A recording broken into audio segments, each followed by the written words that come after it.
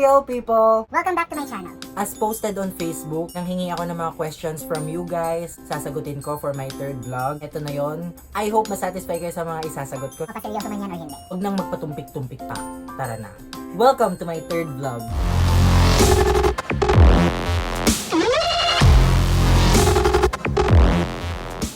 Tanong ni Aldrin Villanueva.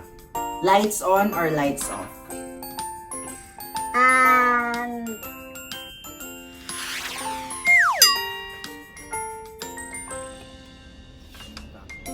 Lights on or lights off? Lakas mo kaboy abunda. Lights on. Ay, hindi. Dim light. Yung madilim siya, tapos may konting liwanag para kahit papaano nakikita mo pa rin. Mas romantic. Tanong ni Sophanie Owe. Who or what inspired you to do vlogging po, Kuya Pogi? Wow, pasipsip. To be honest, aside from madaldal talaga ako, gusto ko talaga ng extra income. So please help me raise funds. Subscribe na! Tanong ni Honey Lutorzar. Totoo po ba yung chismis na hindi mo tunay na boses yung nasa vlogs mo? Parang ayoko maniwala, so natural po kasi. Very bastos. Actually, hindi talaga edit yun. Talagang pino-forward ko lang yung mga videos ko para mas shorten yung amount of time ng vlog ko. Kasi parang iniisip ko pag masyado mahaba yung vlog ko, mas lalong mabobore yung mga tao. Mas lalo yung hindi papanoorin pag 20 minutes, 30 minutes. Kaya minsan, pina-forward ko yung video kaya nagiging ganun yung boses. Pero ang bastos mo talaga, honey. Real talk. Tanong ni MJ. Jeric Bryan, talong o hotdog? At bakit? Haha. May get go. Ang funny nito. Para mas gusto kong talong para organic. Kasi yung hotdog, 'di ba? Hindi naman safe laging hotdog. Samantalang pag talong, kahit maglagi-lagi ka dyan, hindi safe 'yon. Mas kanda naman yung nakano sa Tarong iti bigat, tarong iti aldaw, tarong ti rabi naiwas lata. Shock, si Lucano yon. Sorry sa mga Tagalog kong viewers. Tanong ni Jamel Muhammad Ali. Sinong pinakagwapo sa inyong magkakapatid? Letter A, Brian. Which is me, B, Brent. yung architect, yung future architect, C, Bricks. yung HRM student, Or letter D, si Bryce. Yung bunso naming. future Philippine representative ng lawn tennis, Ang sagot ko is yung tatay namin. future governor ng Isabela. Sa kanya naman namin lahat nakuha yung kagwapuhan namin. Tanong ni RC Linda. Kanino ka mas takot? Sa mama mo or kay Momo? Well, first of all, kahit sungit-sungitan ka ng mama mo, mahal ka niyan. Eh si Momo, kahit anong iutos niya sa'yo, Ang ending, papatayin ka yan. So kids beware, huwag po laging manonood ng kung ano-ano sa YouTube, okay? mas maganda yung mga vlogs ko na lang panoorin nyo. It's safe, hindi ko kayo uutusan kundi mag-like lang, mag-comment, and mag-subscribe. Wala nang iba. Tanong ni Jonix Guzman. Sino special someone mo?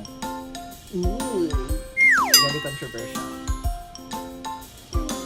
Ang special someone ko is someone very special sa akin. Sabi ni Rochain Team Bana Batikin, I'm a fan. So hindi yun question, sinabi lang niya I'm a fan. Thank you so much, Rochin. Ikaw pa lang ang first fan ko. So since ikaw ang pinakauna kong fan, ano gusto mong itawag ko sa'yo? Jerk? Jerker? Or jerkista? Pili ka doon, i-comment mo, okay? Yan ang magiging tawag ko sa'yo. Moving forward. Sabi ni Jem Tamondong, Brian, napapanood ko first and second vlog mo, kakamiss sa bahay nyo, hehehe. Wow. Ate, welcome na welcome kang bumalik sa bahay. Lalo ngayon, kailangan sa bahay ng kasama. Pwede ka mag-apply. Tanong ni Armson, tsaka ni Jigo Lipata.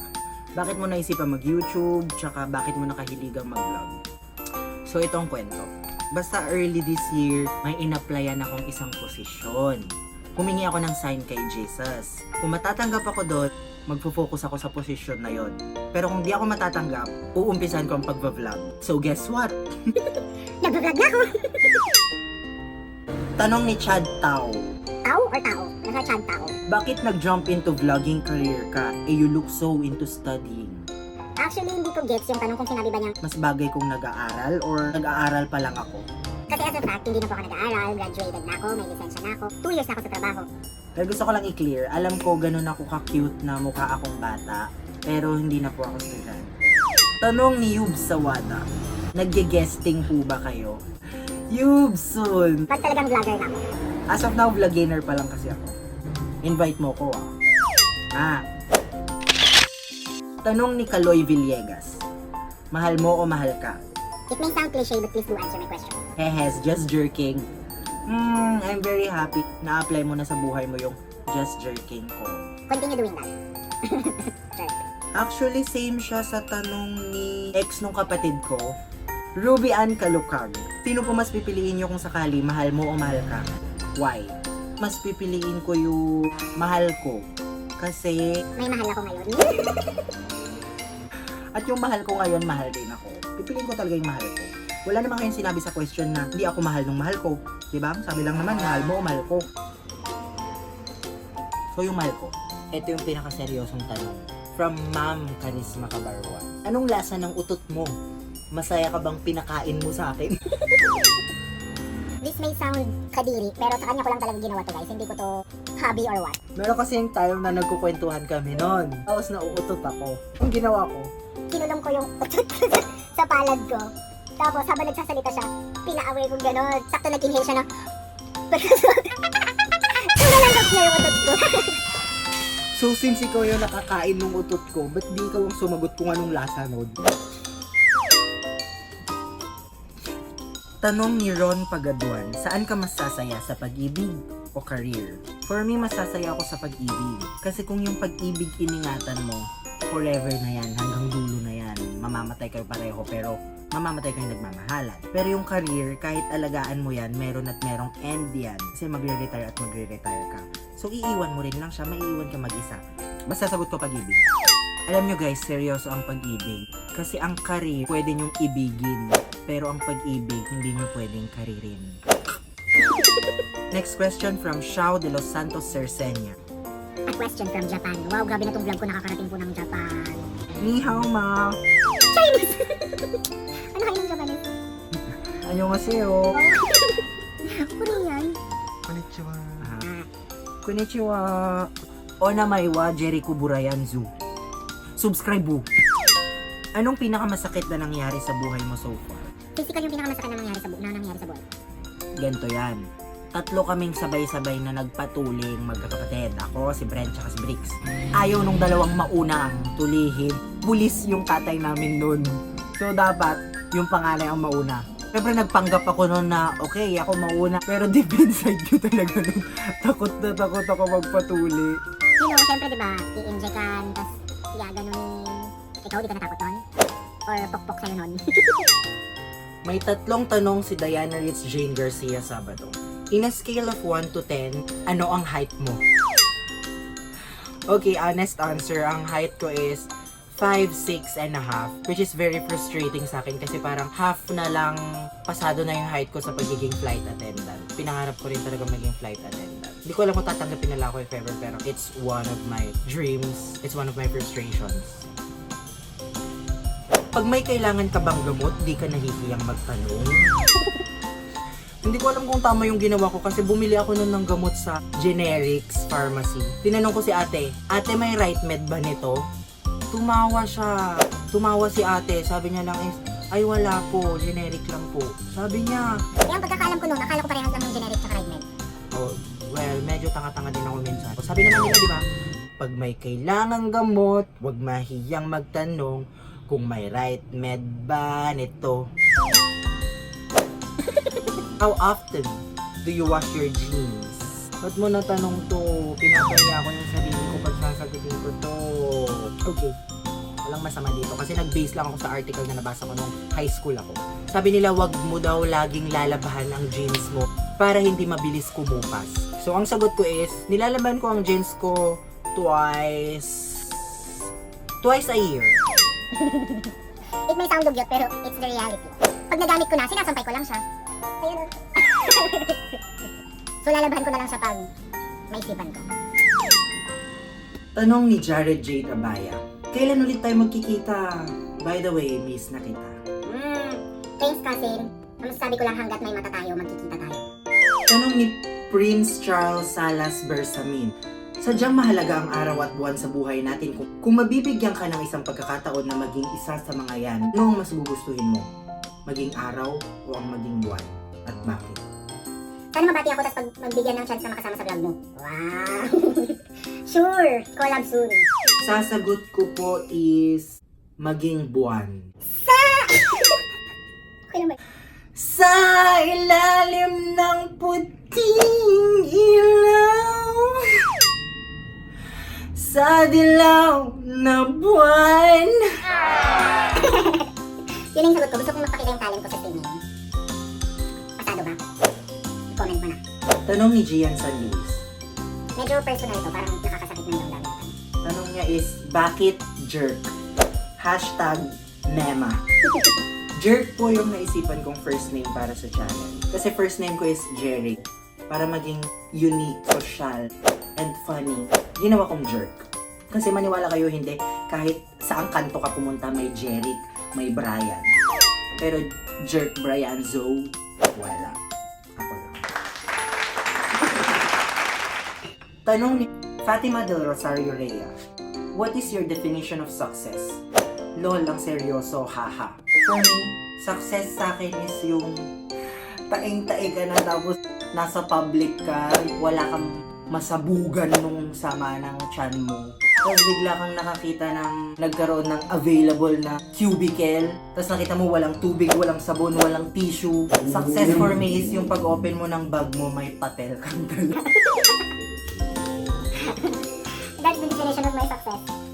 What about yours? Tanong ni Kedge P. Lacar Ruiz. I'll be exaggerated to my question.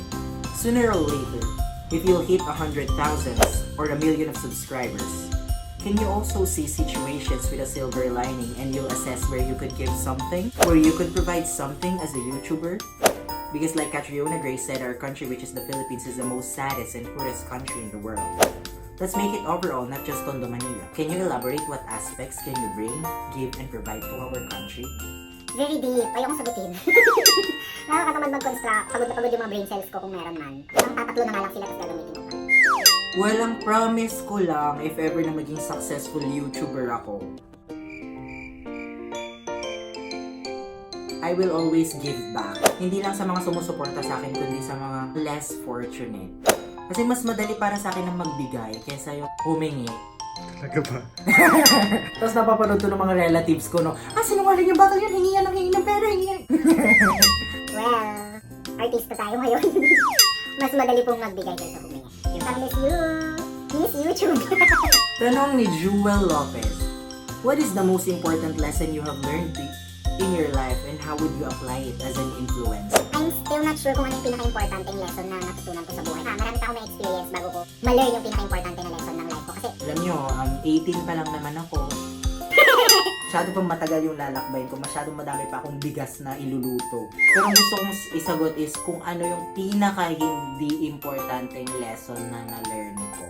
You know what? It's mathematics talaga. alam mo yun, parang every year pinag-aaralan mo yung math. Tapos, iniisip ko ngayon, saan ko ba na-apply yung math? Maliban na lang dun sa mga magbabayad ka, alam mo yung barya mo kasi marunong ka magbilang. Pero, yung mga algebra, trigonometry, geometry, yung mga yun, hindi ko siya na-apply sa daily lives ko. So, say no to math. No to mathematics. Lagot ako sa mga naging teachers ko sa math, sa computation. Hi, Ma'am Tene. Hi, Sir Greg. Tanong ni Briggs Chester Natividad na first runner-up sa Campus King 2019 ng International School of Asia and the Pacific. If you would become a hero, who would you be and why? My answer would be Father Eagle. You know, in my almost 4 years staying here in this institution, I have seen the great works of Dr. Ronald P. Guzman. He's been an inspiration to everyone.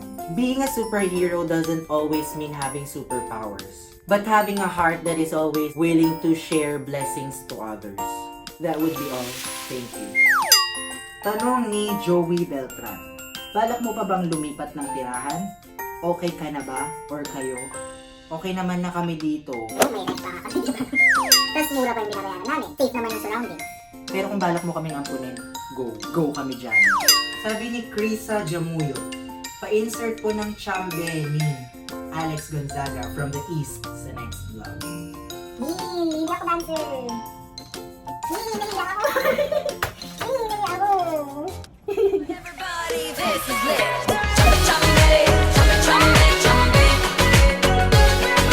Chummy, chummy, chummy, chummy, chummy. Iyaw-iyaw ako sa ginawa ko. Maria Krishna Joy Amigo. Magkano kikitain sa pag-vlog? Paano procedure ng YouTube at Google sa vlog at remittance? Paano procedure ng YouTube pag infringing ang content ng vlog? Kailangan bang magbayad ng royalties pag may music incorporated sa video?